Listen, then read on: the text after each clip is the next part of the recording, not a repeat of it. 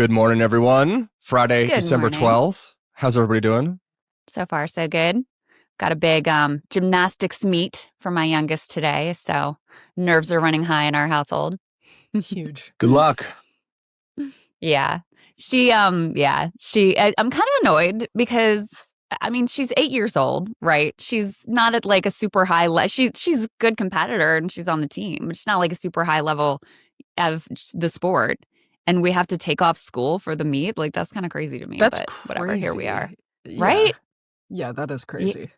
A bunch of these girls that do gymnastics really seriously, they are homeschooled just so they can like train enough for the sport. I don't know. I mean, you guys know I was like high level athlete and that still is insane to me. But anyway, so good luck to Ida today.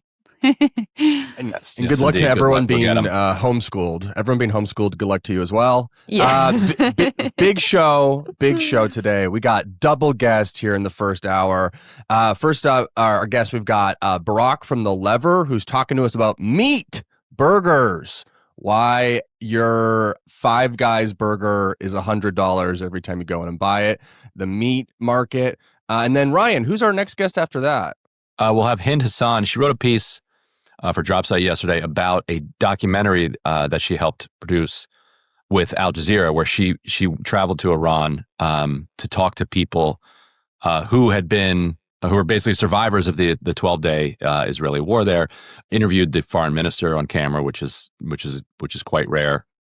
More than 1,000 people were killed, and she'll talk about what the after effects have been and how likely people there think another attack is to come, and that's a spoiler quite high. Really interesting. Yeah. We also have more. We have the Time Person of the Year has been anointed. We're really excited to celebrate them, and we also have some Disney characters moving into Sora AI. But first, Crystal, why don't you start us with this map from Indiana? Yeah, so, Trump has been pushing for a bunch of red states to redistrict and make their maps more aggressively gerrymandered so that Republicans can pick up seats as they're not feeling super great about just appealing to voters. So they're trying to do as much as they can to mess with the maps in order to give them a more favorable landscape. Texas went along with it sort of immediately. Then California retaliates. That's sort of like a wash. And they've been making this big push with Indiana in particular.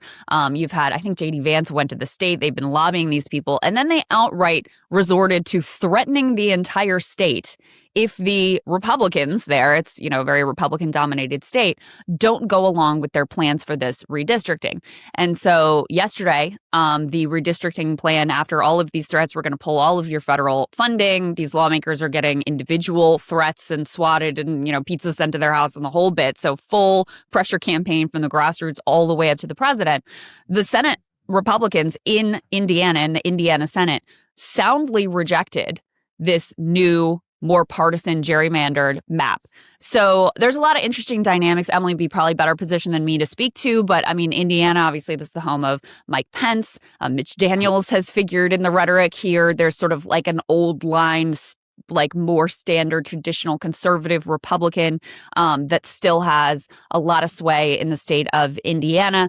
And then you also have just, when you redraw these maps, there are going to be incumbents, even Republican incumbents, who are kind of on the losing end of that. Like they may be redistricted in with another Republican incumbent. Their district may go from being like super duper safe to like pretty safe, but it's about to be a really landslide bad Democratic year. And, if you're in one of these districts that they're being most aggressive with, you may not be super excited about it. And then I think there's also just a natural human reaction of like, don't tread on me reaction of like, who are you to tell us the way that we need to operate in our state? So, Emily, what are some of the dynamics that you thought were important here? And then, the last thing I'll throw around is like, this is also a moment of extraordinary weakness for Trump in terms of the long breadth of his political career.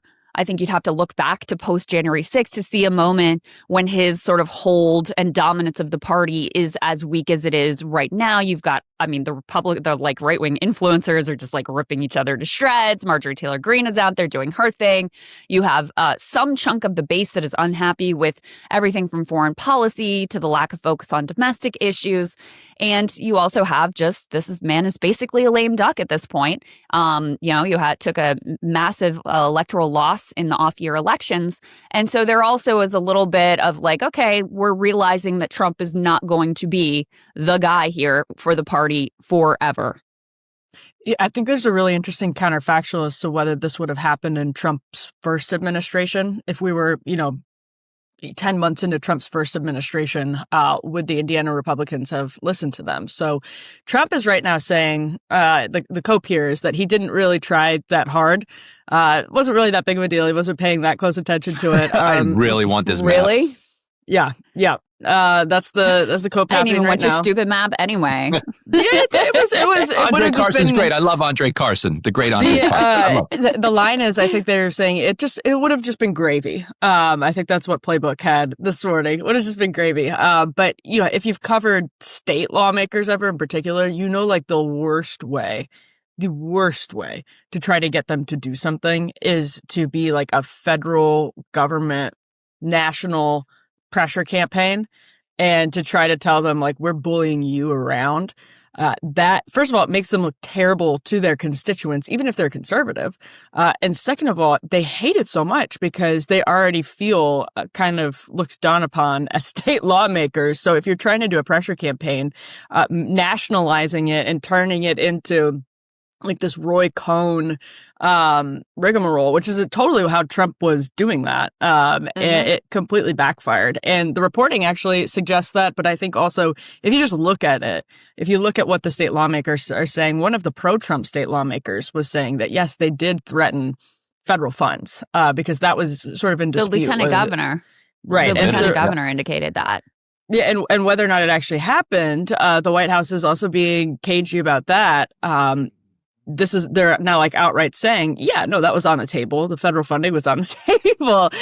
So it does look like a very significant setback in terms of like the future of Trumpism. I don't know how that counterfactual shakes out in Trump 1.0 if this would have happened, because either way, it seemed like it was just the clumsiest push to try and push back against Gavin Newsom. So Newsom gets his redistricting. Okay, we're going to do it in Indiana, deep red state. It's coming. We can play your game too. And that was clumsily done from beginning to end.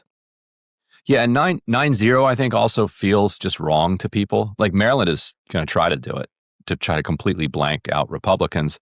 And there's just something, I think, where you're like, wait, 0? Like, because I just looked it up. Trump won 59-40, basically, in Indiana.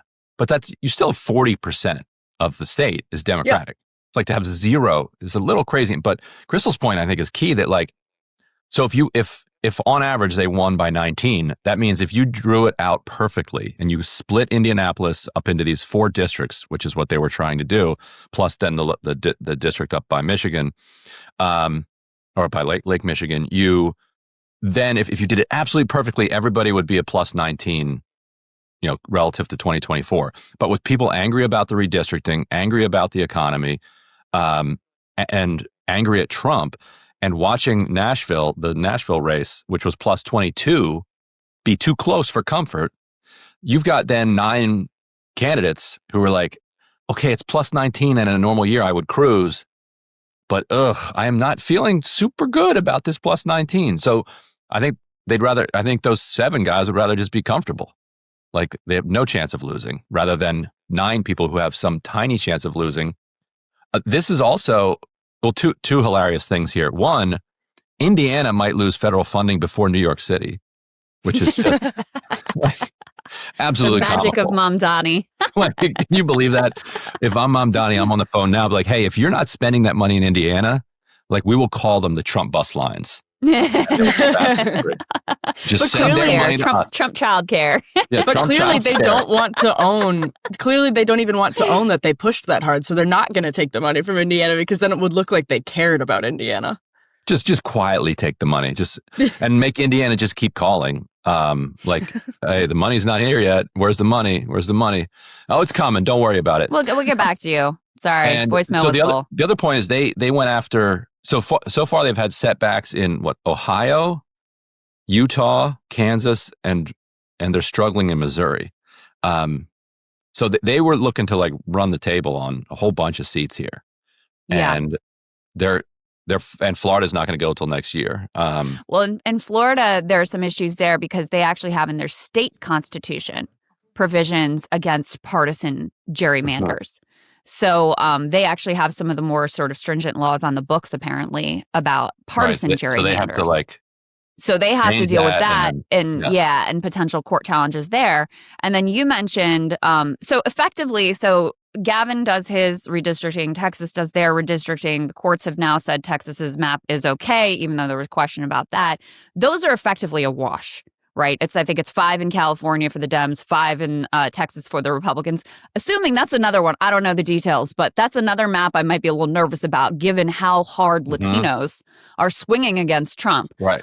So, I'm not sure that everybody there should be super comfortable about the way they drew their map, assuming this new Republican coalition that may have only been, kind of flash in the pan, for Trump specifically kind of a deal. Anyway, putting that aside, Democrats in Virginia are looking at a gerrymander.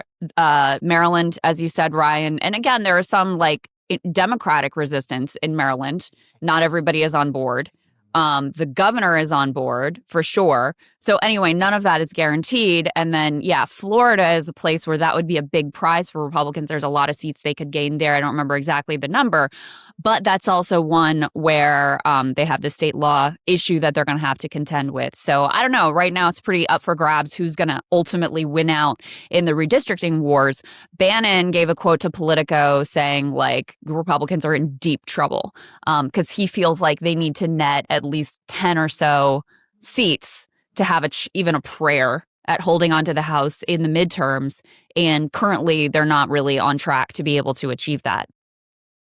And I'm trying to... Oh, go ahead, Ryan. What's so remarkable about, by the way, this came into relief. I was talking to my daughter last night when she was asking me who, before Trump in the modern era, was the most unpopular president ever.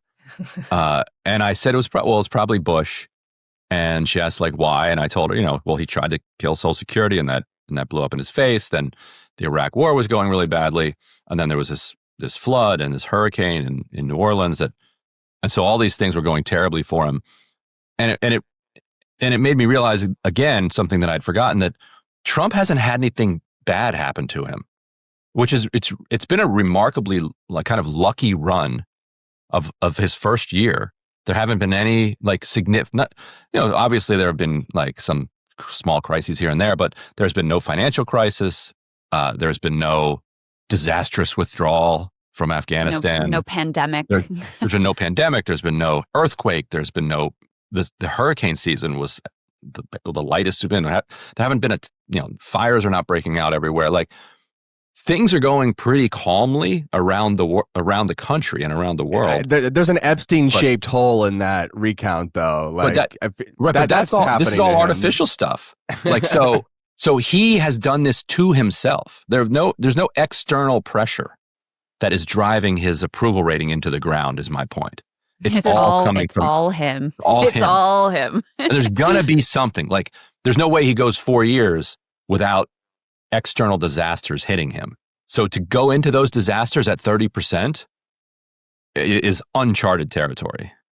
Yeah. So I searched Trump's True Social account. There's some Twitter accounts that repost his True Socials.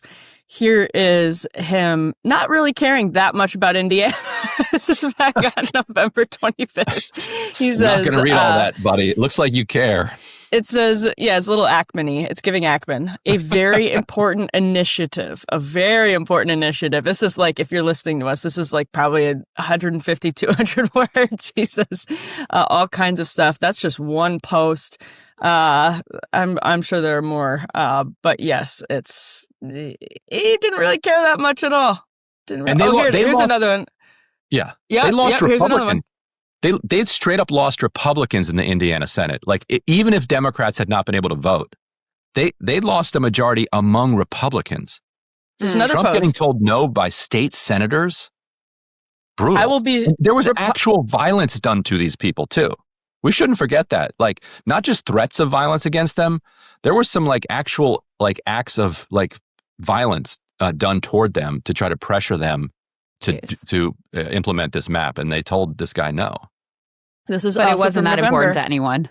Right. It was So only I'll be so important strongly- that he riled up his base into threats and violence against lawmakers to get them to fold to his desires. But wasn't really whatever. that big a deal. We Not must big a deal. keep the majority at all costs. Republicans must fight back. I will be strongly endorsing any state senator or House member from the great state of Indiana that votes against the Republican Party and our nation by not allowing for redistricting. This is if this is not trying too hard. I wonder what it would look like if he had really gone all out. Yeah. Should we take a look? Can you pull up, Griffin, this Trump approval rating? Because this speaks to what Ryan was just mentioning about where he is. Because, all the polls are going to be slightly different, but pretty much everybody has an overall downward trajectory here. And this is specifically on immigration, which, immigration crime were seen as his two strongest issues. I think they still are his strongest issues. But even there, you are seeing a dramatic decline, and he's underwater on both of the issues where he's supposed to be, allegedly the strongest. And there was a lot here in terms of just how far he has fallen. And the biggest area that's a major issue for him is the economy. His overall approval on the economy is now 31%. 31%. And that's going to be a disaster for any president. But this president in particular, his whole thing is his brand, right? That's what he's best at. He's best at creating this mythology around him and creating this brand image. And for a long, long, long, long time, up until literally this year, his brand was, I'm the businessman. I understand the economy. I'm going to make you and your family better off. And now that brand is completely toast. And to Ryan's point, the whole concept of they're trying to blame Biden. But not only are you a year into your administration, but you were so aggressive in all of the moves that you made on the economy.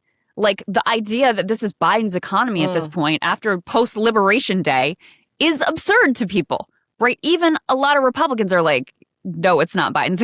We are where we are. And then the attempt to gaslight everybody and say, no, the economy's A++++, but also if there's problems, it's Biden's economy. On something like the economy, you have your own independent experience of this. He cannot work his reality creation distortion mechanisms nearly as effectively in that area as perhaps he can in some others. And let's just take a look before we leave. Let's take a look at this. Just a few moments ago, Trump in the Oval Office last night rejected the congressional maps to redistrict in that state. A number of Republicans voted against that redistricting effort. You have spent a lot of time talking about this. The vice president traveled to Indiana. What's your reaction? Well, we won every other state. That's the only state. It's funny because I won Indiana all three times by a landslide. And I wasn't working on it very hard. It would have been nice. I think we would have picked up 2 seats if we did that. You had one gentleman, the head of the Senate, I guess, Bray, whatever his name is. I heard he was against it. He'll probably lose his next primary, whatever that is. I hope he does, because he's done a tremendous disservice. But think of it. It's a great place. I love the people there. They love me. We won in a landslide all 3 times. Tremendous votes. Record votes. And then there's no reason for doing it's that. a nice and tie, the Democrats do it to us, so I can't imagine that they do it. But it's different than his I norm. wasn't very much involved, but there's a man named Bray, as head of the Senate. Was that Bray? Is that the name, Bray? I'm sure that whenever his primary is, it's I think in 2 years, but I'm sure he'll go down. All right, so it's not that we weren't working very hard on it, but it was, quote, a tremendous disservice. And this, to Crystal's point, is the branding challenge of Trump going forward. The economy is an A++++++, but consumer sentiments are at record lows. There's a lot to, not record lows probably, but pretty low. And there's a lot for the branding master to maneuver here going forward. Yeah, and I was just looking at another poll that just came out in terms of like people's, what people are prioritizing. No surprise, the majority of people say either prices and inflation or jobs in the economy. Only 3% are saying border security, 9% are saying crime and public safety, 7% are saying immigration. So, and this is where Venezuela factors into this as well, where the vast majority of the public, I think it's like 70% of the public are like, no, I don't want to do a regime change in Venezuela. What are we doing here? And it's not only the opposition to the action itself, it's also the sense of like, hey, we have some situations here that we feel like you should maybe be focused on rather than murdering random people in the Caribbean and doing another foolish foreign adventure regime change war. Just ask Biden and Kamala Harris how it goes when people feel like you are more committed to war making than you are to their own lives and their material conditions. So, I think that's another factor that is playing in here that is probably not going to benefit them over the short or long term. And he took another loss last night that is actually very relevant to this. House of Representatives, which is still Republican controlled, voted to reject Trump's executive order on artificial intelligence.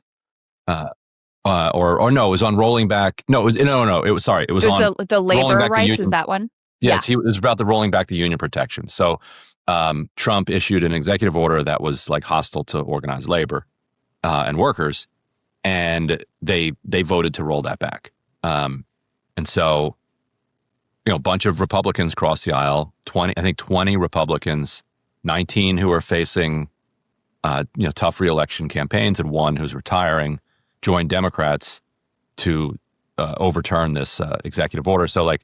He's losing his hold on the party in a way that as you said, is like reminiscent of just a few weeks after January 6th. Mm-hmm. One more thing to throw in here before Brock joins us is, according to MS Now, don't know how amazing their sources are, and Marjorie Taylor Greene denies this. But sources tell MS Now MTG has been gauging support for a motion to vacate a long shot bid to oust Speaker Johnson. Marjorie's approaching members to get to 9 who will oust the speaker.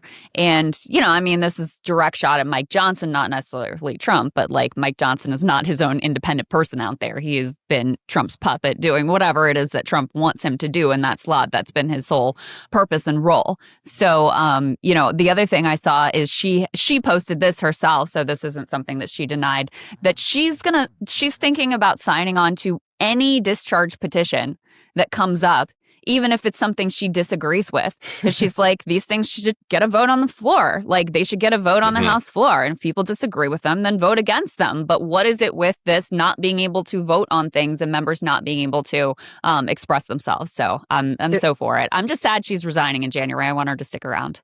Yeah, I am too. But if she wants to do a motion to vacate, she can definitely find enough people to do it. It's like everyone is mad at Mike Johnson. The moderates are mad at Mike Johnson. MAGA is mad at Mike Johnson. He has a very thin margin, obviously. So the motion to vacate, basically Kevin McCarthy's entire conference was happy with him, except for like Matt Gaetz and a posse of friends. So because of where the margins are right now, it's just a question of if they care enough. Yeah, who are the people who Emily? Would be most likely? I mean, what's the biggest? Why are people so mad at Mike Johnson specifically? Like, has there been a key central failure that they're all pointing to? Yeah, I mean, during the government shutdown, everyone was home in their districts and had lots of time on their hands, and just was like getting really, really mad at Mike Johnson and felt like he wasn't prioritizing the like actual action type stuff.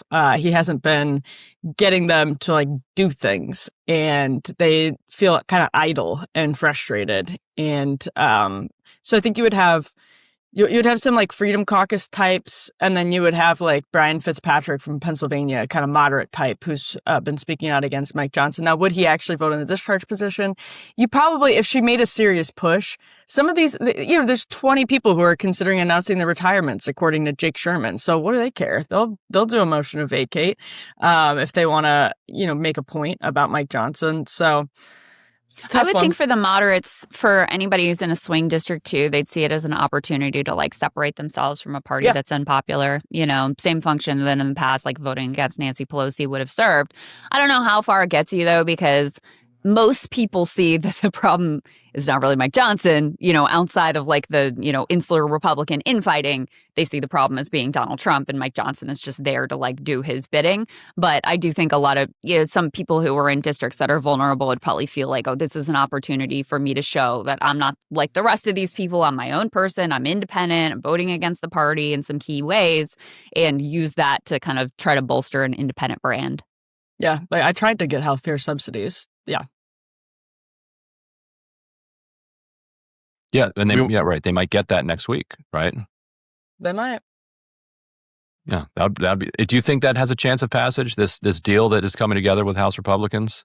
Yeah, and this is the flip side of what we were talking about with Trump operating as a Roy Cohn style political figure, where sometimes the arm twisting is a disaster and it backfires because people take such umbrage with it, especially in politics, treating them like it's mafia time. And then on the other hand, sometimes it twists arms, and Trump is able to like sweet talk plus strong arm and gets it done. So I think he's really not used to it not working. I feel like that's what happened in Indiana. What does the deal look like? Because I saw the Republican talking points and it was extremely vague. Was it what's a year extension? Yeah.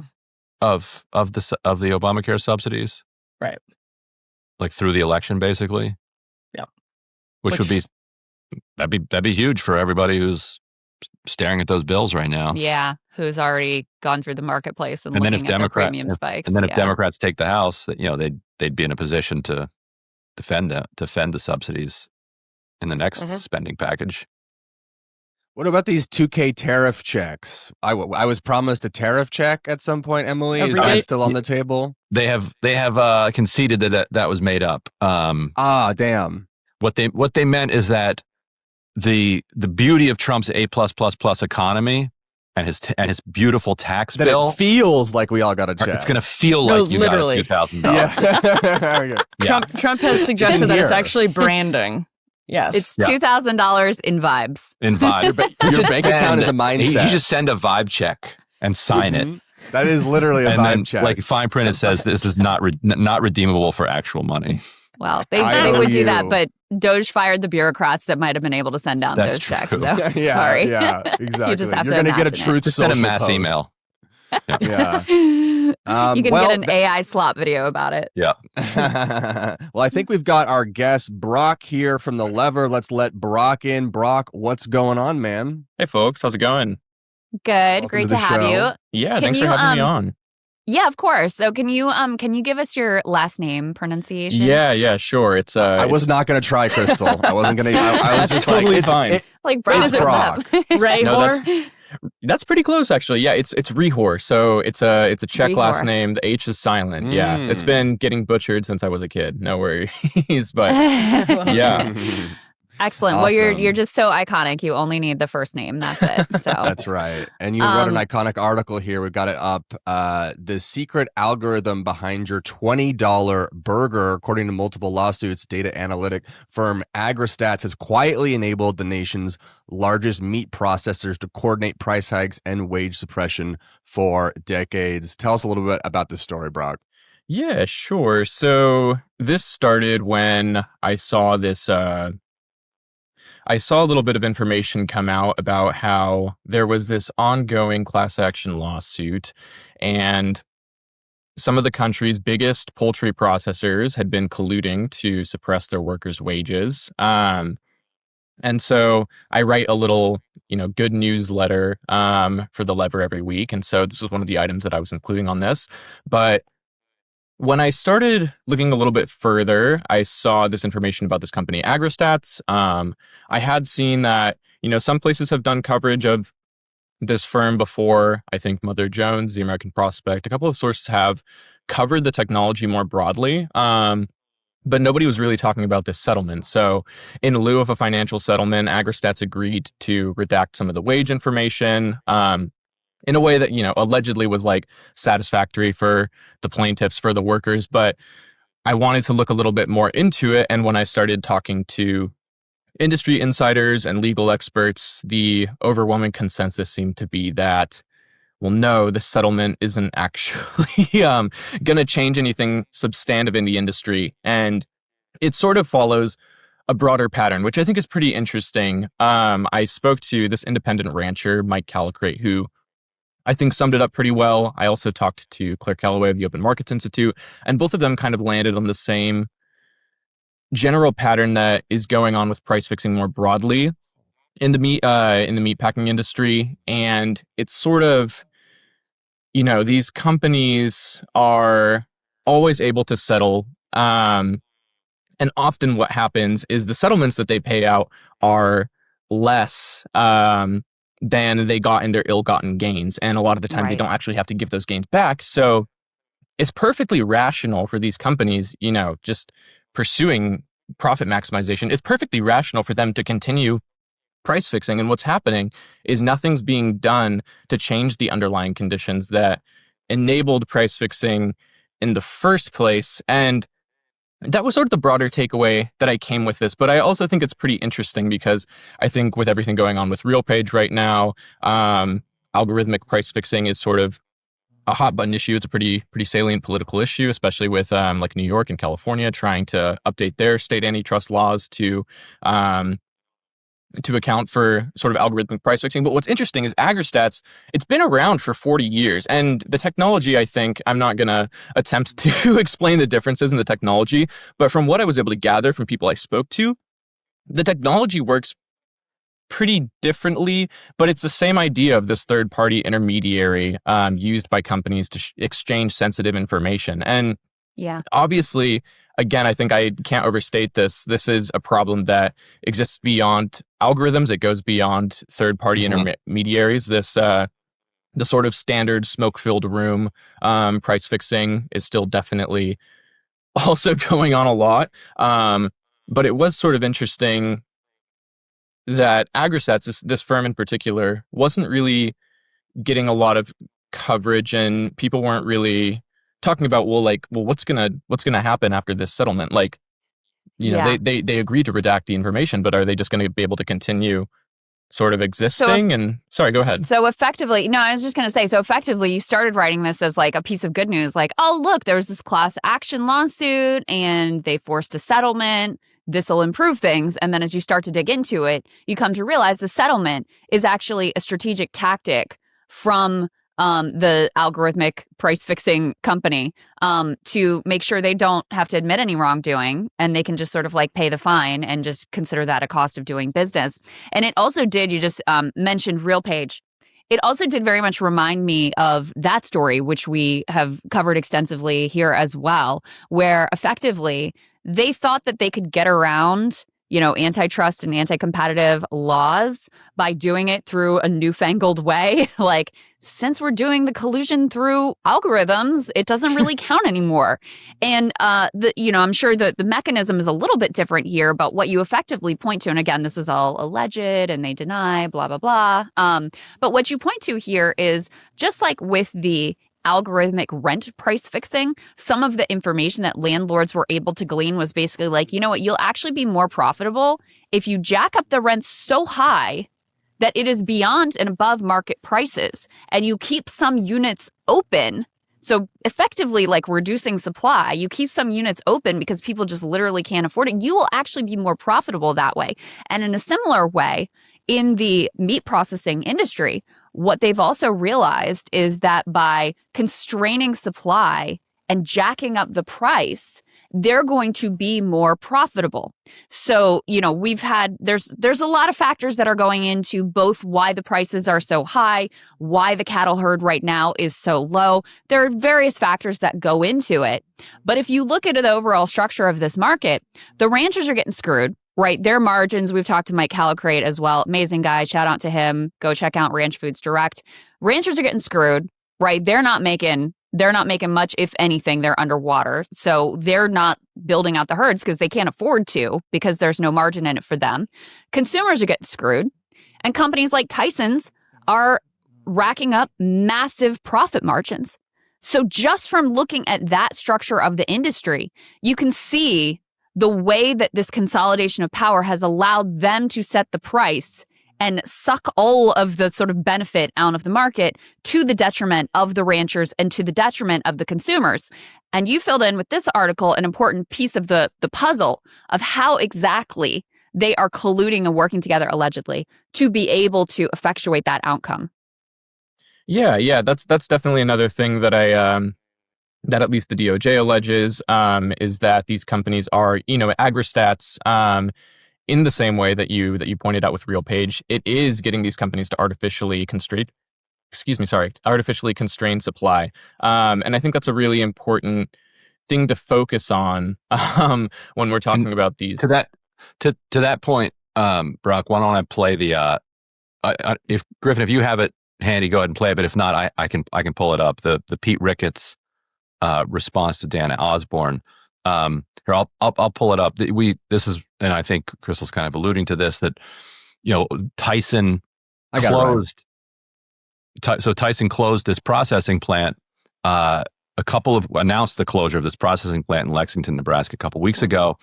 And Dan Osborne, the independent Senate candidate, has been making the case that it's a violation of the Packers and Stockyards Act, which says that you cannot take action with the intent to, or with the effect of, manipulating the price. And what they're trying to do here, it appears, is both manipulate the price that they have to charge, or that they have to pay to ranchers to get the cattle, because if ranchers have fewer processing plants to sell to, then they can charge less for their cattle.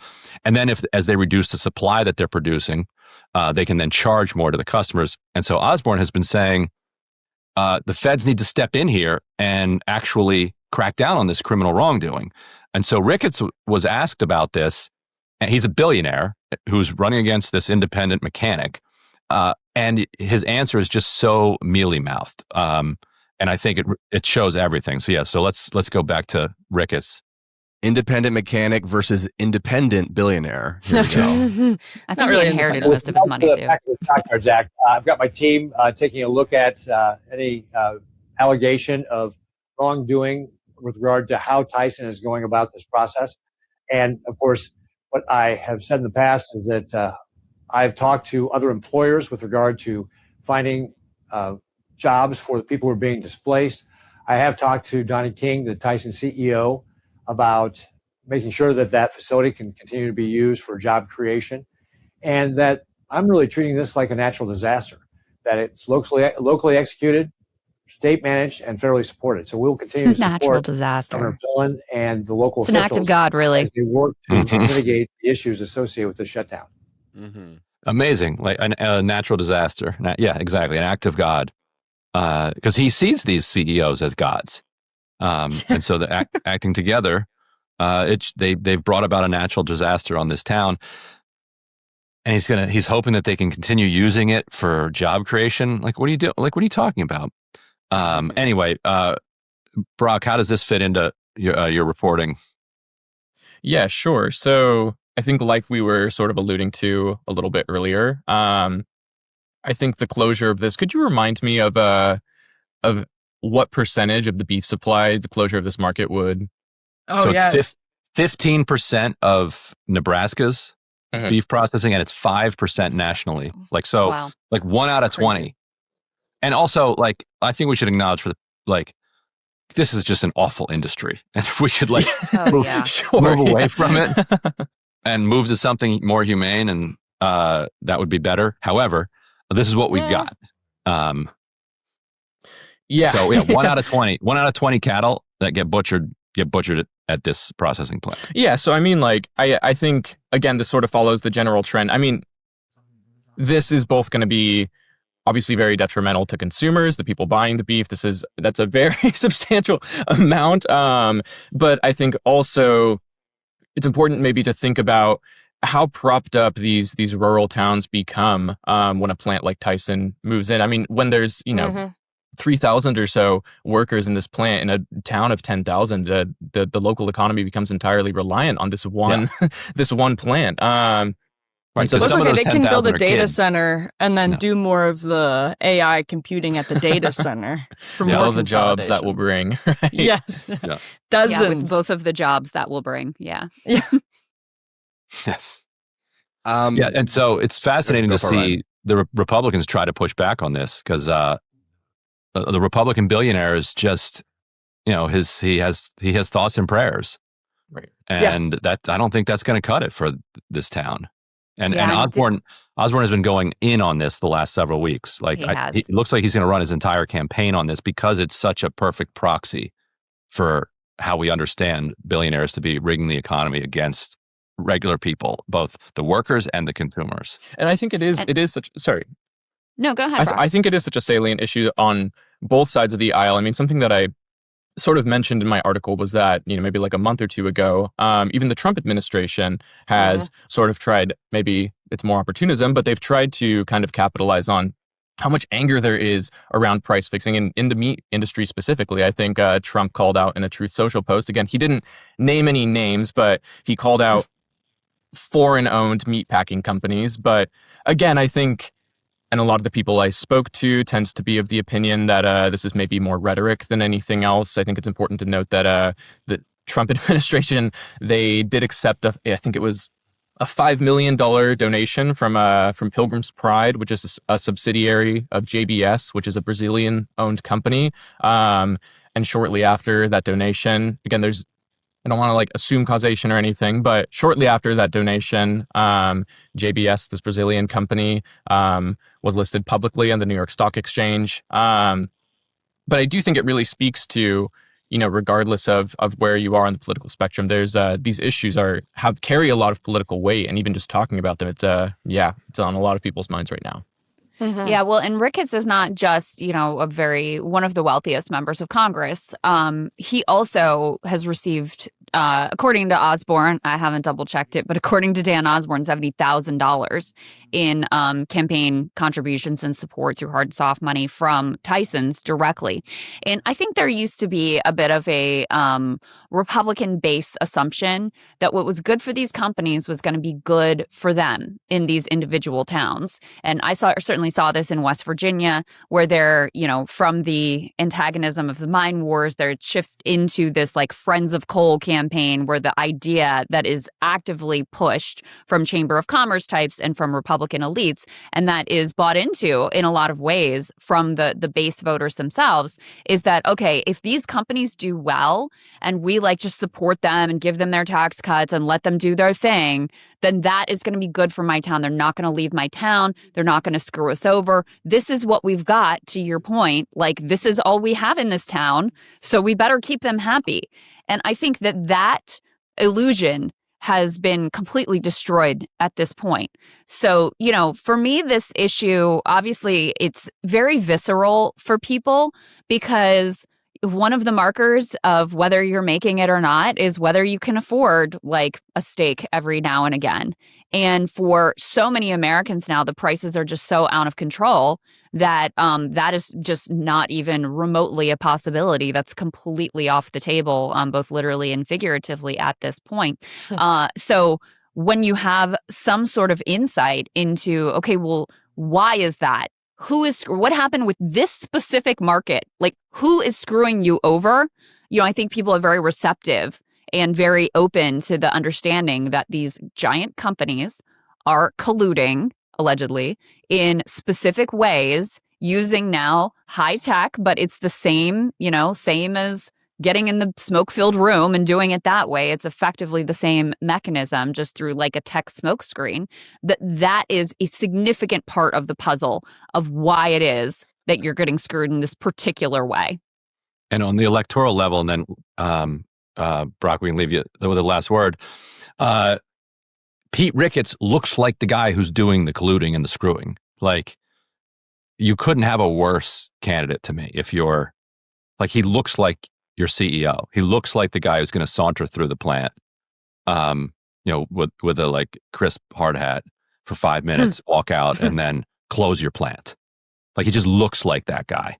And so when he's like, I'm going to do everything I can for these workers, you're like, are you? Are you really? Not so sure. Looks like Danny Warbucks. Anyway, any last thoughts? Yeah. No, I think that pretty much does it. But thank you all so much for having me on. Wait, I really, I actually do have a Brock. I have a McDonald's based question. Me and Crystal are famously McDonald's eaters on the show. We love going to Mickey D's for a little fast food, but there is something incredibly undignified about paying like $16-17 for a McDonald's combo. Is this kind of price fixing like affecting burger chains like nationwide? Like, is this why it's so expensive at McDonald's these days? I mean, I don't know if I want to necessarily say that that's the only factor that's at play. But from what is alleged in these lawsuits, and from what a lot of the sources that I spoke to said, this is definitely one of the factors that's contributing to rising prices in beef, which would probably then translate to higher prices for burgers and McDonald's. Taco Bell. Well, too. And Taco Bell, yeah, Taco anywhere. Bell. Kills No, me. there's no beef Kills in me. Taco Bell products, luckily, though. Get out here. Don't be a hater. Don't be All a right, hater. Brock, thanks for coming on. Where can we find you if people want to learn more about you, follow your journalism? Sure, yeah. My Twitter is just my name with no caps and no spaces, Brock Hrehor. Yeah. It's surprising that was available. I'm glad you could get it. Yeah. Luckily, yeah. Stiff competition. Link will be in the description. Thanks for joining us, Brock. We'll catch you later. Thanks so Thanks, much, folks. Brock. Appreciate you having me on. Bye-bye. Yeah, of course. And guys, make sure you subscribe over at The Lever if you are able. They have actually a lot of really great reporting. Not always, but specifically right now, they also have a scoop about Google paying a bunch of legislators to go on some trip, like state legislators, to try to woo them with regard to data centers and fueling sort of that propaganda. They've been doing a lot of great work on AI. Is it an AI bubble? All of that sort of stuff. So give our friends over at Lever News some love. And Ryan, who we got now in the studio? So Hind Hassan joining us from London, who authored a recent piece, created a documentary for Al Jazeera, did a piece for us over at Dropsite News, which I encourage people to go and read, the aftermath of the 12-day war between Israel and Iran. The documentary itself, which aired on Al Jazeera. If you don't mind, we'll just play. Let me just throw up a little clip of it, and then Hind. Well, first of all, Hind, welcome to Breaking Points. Thank you for joining us. Thank you for having me. Pleasure to be here. And so let me pull this up. Pleasure. Just play a little bit of this so people get a flavor for the reporting that you and your team did, and then we'll discuss this. Thank you.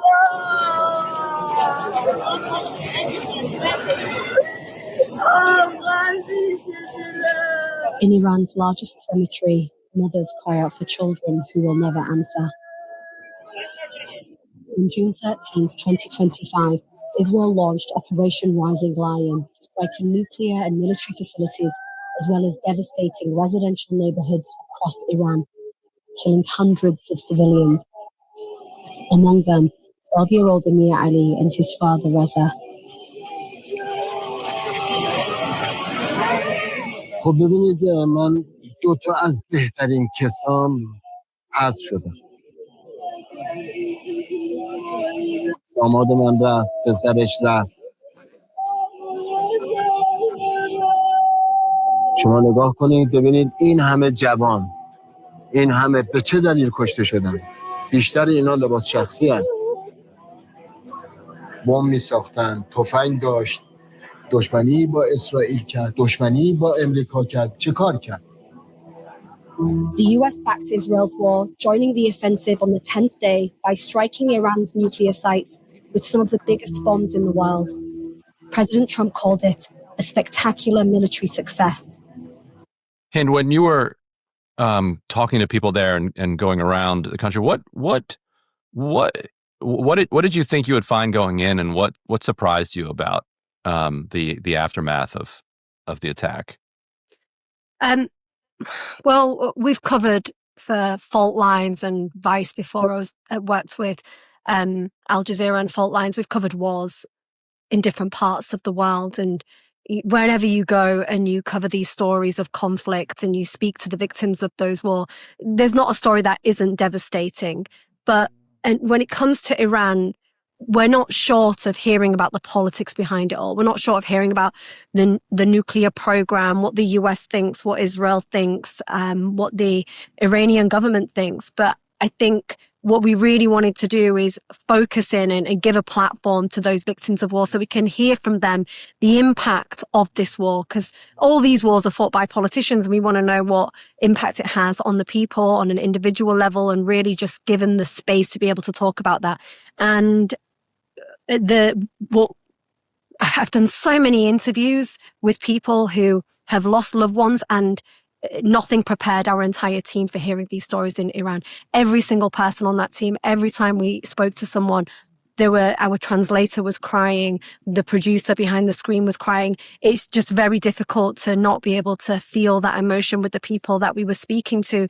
And it really hammered home just how devastating it is that regardless of what people think in terms of politics and ideology, that the victims of war is always the most vulnerable in society.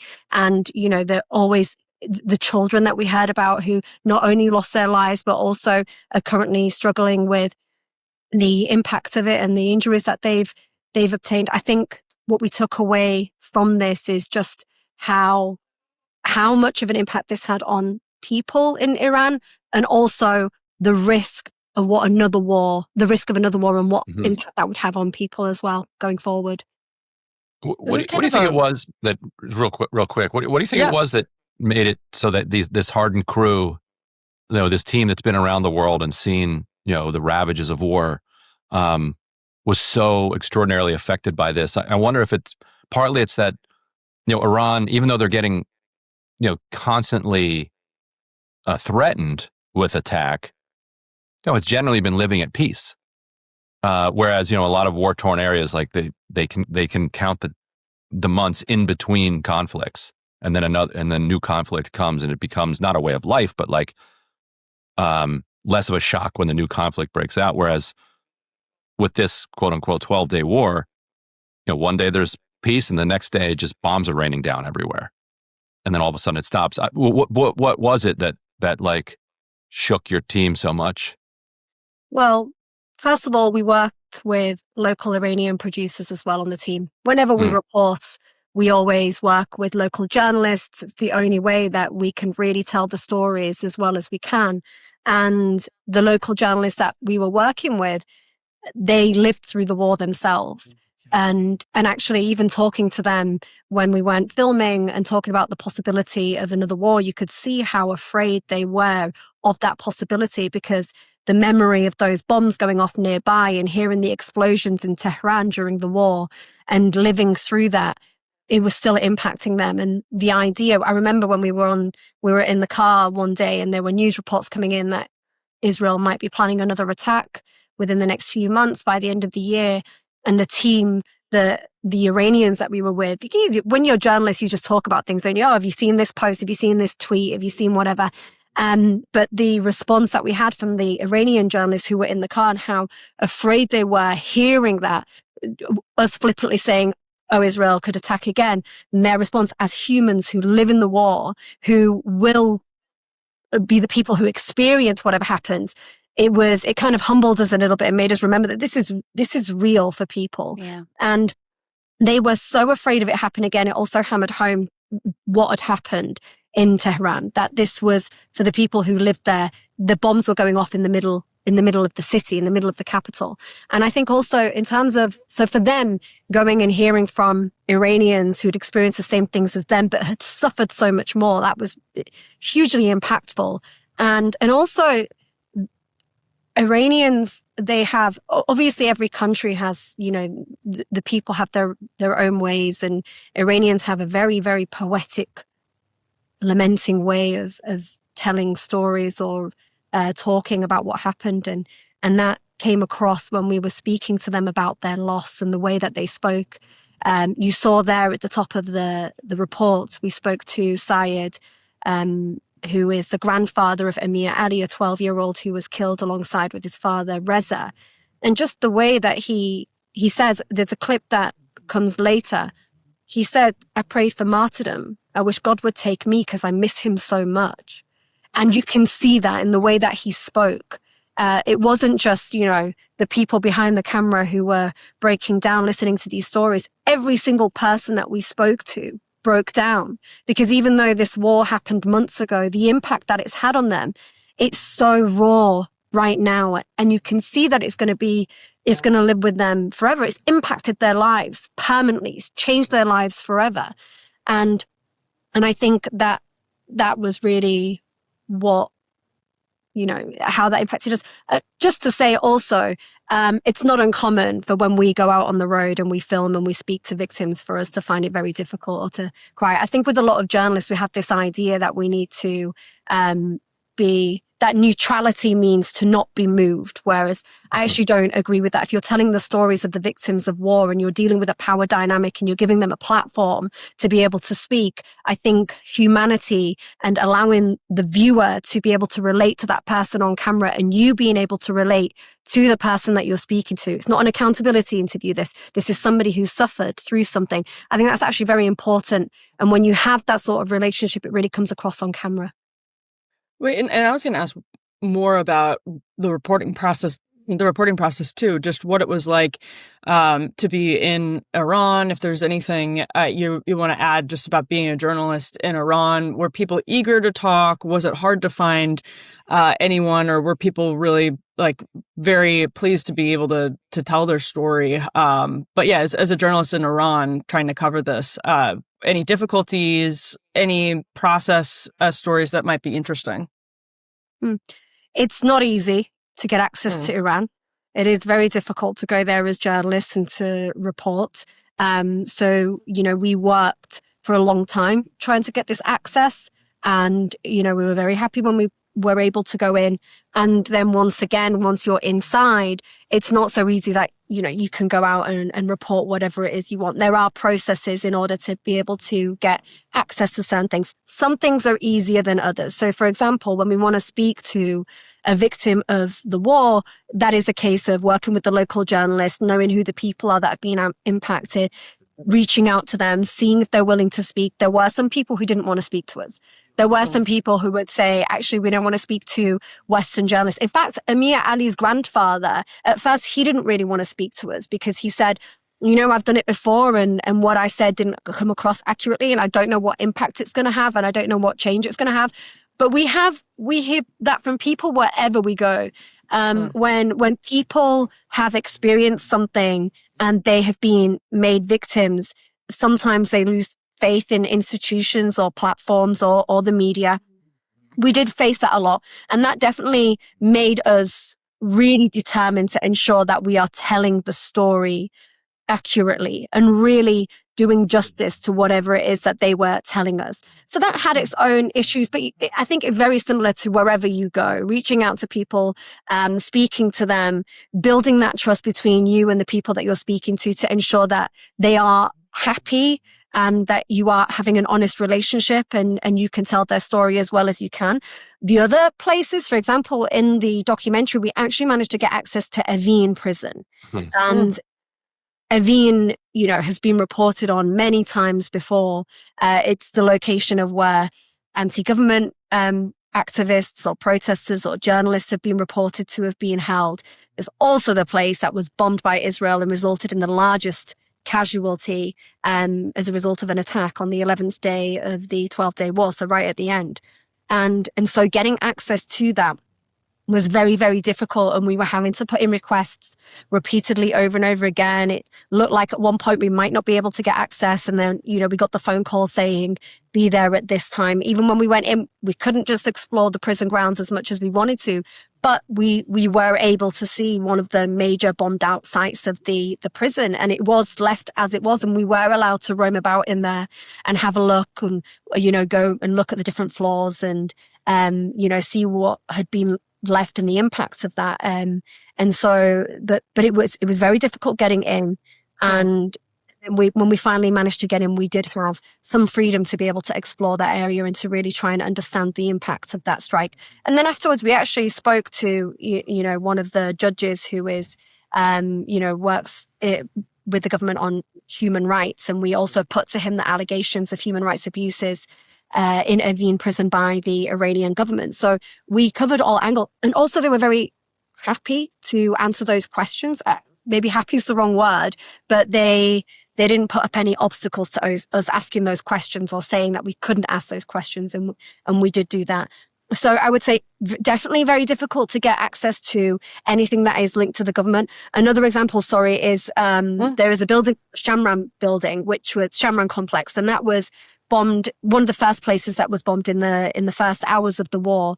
And it resulted in what the government tells us was around, I think, I'd have to check this through the documentary, but, around 46, I think, people killed in total, and 24 of those being children.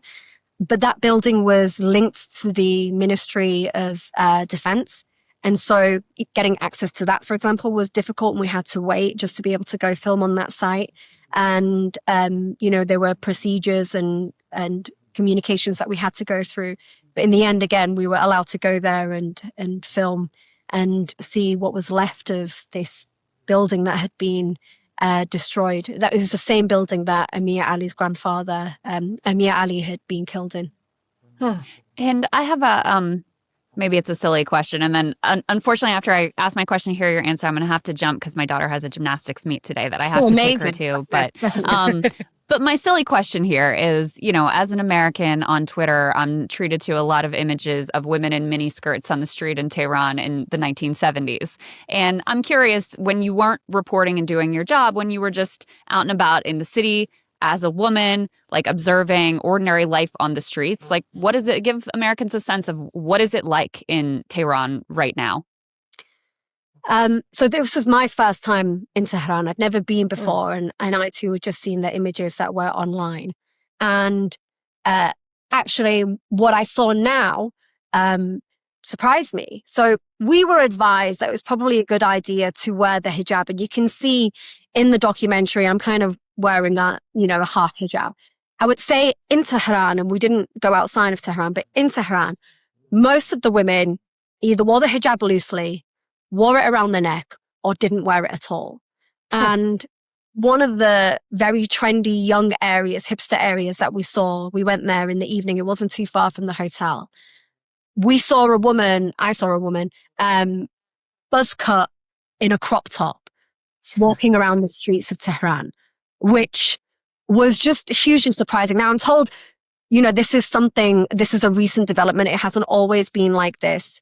But since the protests and then also since the war, there has been an easing up of people's freedoms, individual freedoms in Iran to be able to dress how they want. So that was definitely something that I saw. I was really shocked with the amount. And it wasn't just like the odd person here and there.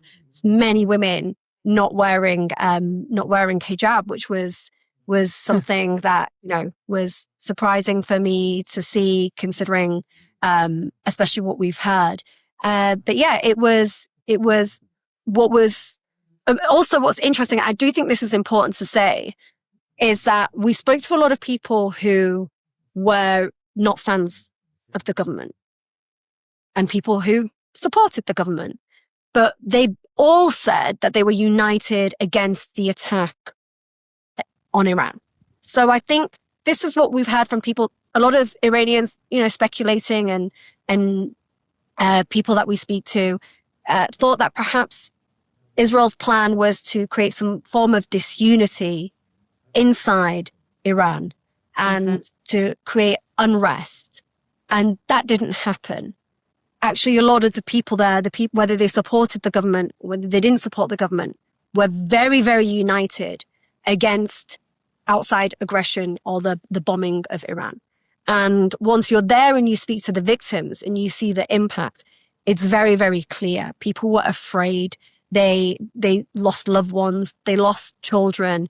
And so the feelings of politics were put aside. And in return, you had this unity against the bombing of their country. And that was something that came across with everyone that we spoke to. Wonderful. Last question from me then. How was, and Crystal, thank you. Good luck. Thank you guys. Thank Good you, luck to Hind. Ida. Great to meet you. Thank you guys. How were people talking about a follow-on strike? Were they talking about it more as a looming weather event, basically? Like just this is going to happen and we just need to kind of prepare for it and there's nothing we can do about it? Or was there any talk about ways that they could actually stave off some type of second attack? And I guess related to that, there's been a lot of reporting in the last several days about Iran's quote unquote pivot to China and kind of giving up almost. I don't know, giving up isn't the right word, but putting more emphasis on the relationship with China rather than bending over backwards to try to get Europeans and the Americans to lift the sanctions and stop attacking them.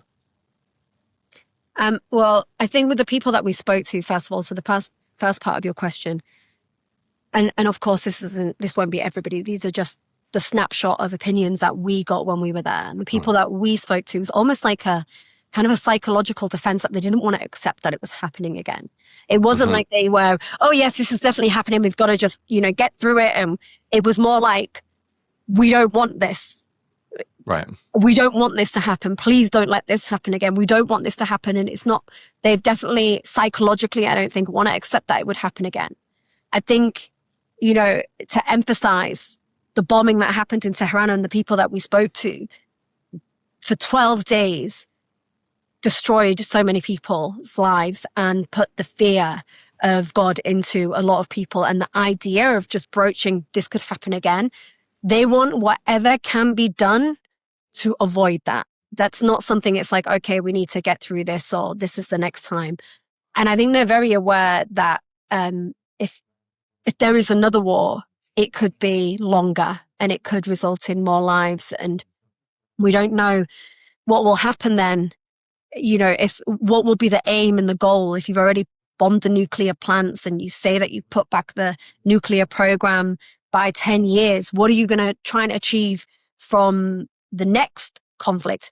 And is it to do with, getting rid of the government? And if that's the case, that is a long and bloody war. Mm-hmm. And so people, I think they are petrified of that happening and are hopeful and want a diplomatic solution.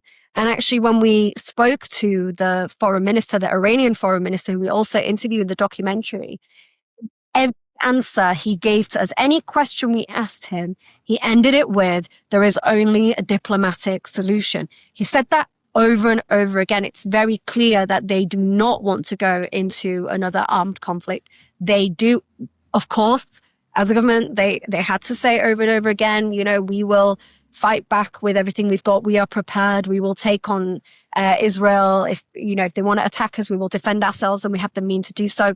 And then prefix it with, we think we would like a diplomatic solution. And to answer your second question about are they stopping bending over backwards for the US and pivoting to China? I think that's definitely something.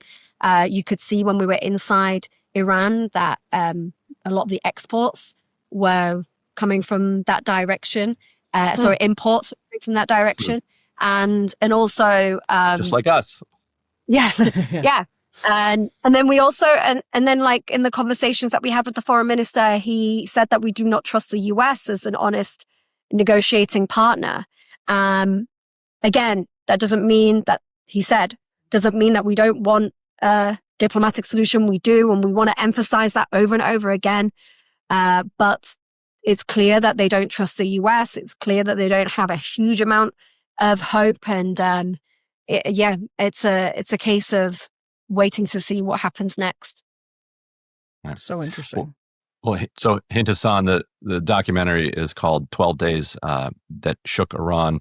You can find it on Al Jazeera English's YouTube page. You can also read people can read your summary over at Drop Site. But thanks so much. And last thing, do you know what's next? What investigation you're doing next? Can you tell, or is it that under wraps? Well, first of all, thank you for having me. Great to be here with you all. And what's coming next? There's a few things in the pipeline for 2026. I don't want to give away too much and jinx it because none of it has been 100% over the line, but look out for prisons and Brazil. Okay, there we go. Those words may be interchanged with something, two separate things that are not in the same. Could be something different. Don't hold me to it, but there's always something in the pipeline. Well, look forward to having you back when those come out of the other end of the pipeline. I look forward to it. Thank you so much. Stay safe. Right. Thank you. So Griffin, does that do it for this portion of the program, or do we have anything else? You know what? We're running out of time. Let's move over to the second half, which you can find, of course. We haven't talked about weed. We can just let people know that Saagar yeah. Saagar needed to get that in. Did it happen? It looks like they're rescheduling weed. Yeah. Oh my God. Which means that the weed shops will have access to banking. I've been talking to Saagar. I think he's on to like a real genuine corruption angle. Like if you look at some of the movements of the weed penny stocks over the last couple of days, I'm shocked that there wasn't more integrity among the stock traders in weed companies. But it looks like the administration was leaking some information to some of these weed executives, and that they were making money off of it. But I guess not weed users, because they would have never sent those emails if they've been smoking it. I want to get into that and a lot of other stories in the second half of the show. And Saagar also sent us a manifesto or a rebuttal to the weed legalization that I'll have to bring up on the show as well. We're gonna switch over to that now. You can go to Emily. Where can you go to sign up for Breaking Points? Where do you go? You can go to breakingpoints.com, of course, obviously. Why would you go anywhere else? Breakingpoints.com. Get that premium membership. Great Christmas gift to yourself. Shout out, by the way, to all of the premium subs that came up to us after our Reason debate, where, of course, as expected, we did wipe the floor with the wonderful folks at Reason, but so many breakers there. It was like, Ryan and I were looking around, we're like, whoa, there are a lot of you guys. You guys showed up in force. So, and Dropsite fans. So, eat at Reason. Yep. Join the club, breakingpoints.com, premium subscription. Mm-hmm. And Ryan, what do you get for that premium subscription? Well, soon when I win the internal argument, you're going to get the Friday show live. It is. I am running up against some internal obstacles by the name of Griffin, but we're going to overcome them. The compromise, folks, is we're going to go live, but we're going to start an hour later. That's the compromise. And actually, as a West Coaster, that will, you'll actually be able to see the sun when you wake up. So, okay, I'll make that deal. Oh, okay, I love it. Sweet. Start an hour later. Friday show live for premium subscribers. And then Monday through Thursday, you get the show an hour early without the ads, unless YouTube just breaks their deal with us and inserts ads into the unlisted link, which sometimes they do, and they're a monopoly and they can do that. But you get the show an hour early, and you get the entire thing, so that you can when you get to a segment where you're like, really, like, you're covering this, you can just skip right through it and go to the next one. Yeah, incredible features there. And then, ultimately you get to ask us AMA questions of the hosts. And finally, this one is more of like an invisible hand, but your guys' support allows people like Ryan to do crazy journalism, where they attack the biggest people in the world and out their dirty laundry. And that requires resources and requires lawyers on standby. So all that is another big support to us. So we'll see you all over there in the second half right now. Hey, if you like that video, hit the like button or leave a comment below. It really helps get the show to more people. And if you'd like to get the full show ad-free and in your inbox every morning, you can sign up at breakingpoints.com. That's right. Get the full show, help support the future of independent media at breakingpoints.com.